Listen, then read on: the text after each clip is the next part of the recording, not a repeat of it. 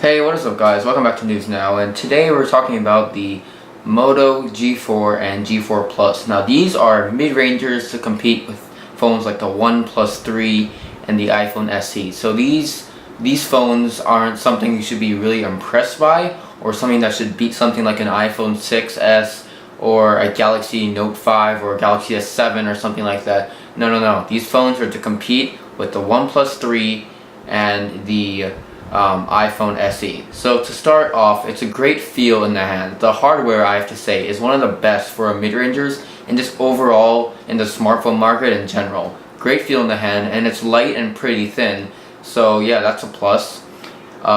In addition, it's generally attractive, but it's rather bulky. I found that it was a little bit too thick for my liking. So yeah, that's pretty much why I didn't like it. There's a 1080p 5.5 inch display, which is pretty standard for a mid-ranger these days. There's Snapdragon 617 processor, which is octa-core. Micro SD expansion, up to 128 gigs of storage, 16 gigabytes of base storage, and then there's also 32 plus 64 gigabytes available on the Moto G4 and G4 Plus. Also, battery life. It's pretty good. I have to say I got pretty much the same battery life that matches the LG. It beats the iPhone 6s obviously because the battery life sucks, and it almost pretty much hits the Galaxy S7. So great battery life. I really like this phone. In addition, it runs more or less stock Marshmallow, stock Android. So it's Motorola's a very thin light skin, but this light skin is not stock Android, rather a little bit of Motorola stock apps in there. So yeah, that's pretty much what they call stock Android. In addition, there is 2 gigs of RAM on the G4 and 4 gigs of RAM on the G4 Plus. So for light multitasking, both are fine. Cameras are on the baseline of acceptable. I have to say I was not really impressed with the cameras. I feel like the OnePlus 3 and the iPhone SE are much better at taking pictures than the Moto G4 and G4 Plus. But yeah, not everybody buys the phones for the cameras. Just saying, just as an FYI.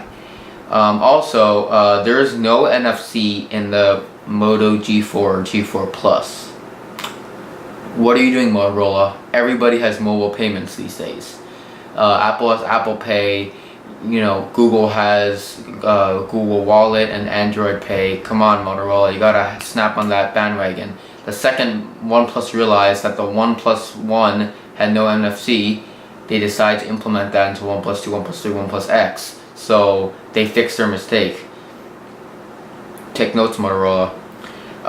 So if you want to learn about the new Nexus 2016, which is sure to be a great phone and will definitely compete with the Moto G4, G4 Plus, then click on the card right there.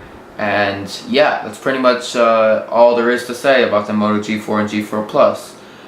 It starts at $200, and pricing and availability are all available on Motorola's site, or you can go to a Verizon, AT&T store, T-Mobile store, Sprint store, and buy one for yourself.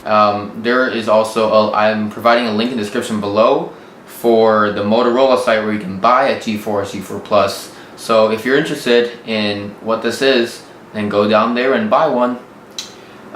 So yeah, that's pretty much it for this video. Just a quick review of the Motorola Moto G4 and G4 Plus. I know Motorola doesn't really exist, but I'm just saying that I kind of call the company Motorola still. Anyway guys, I'll see you in the next video.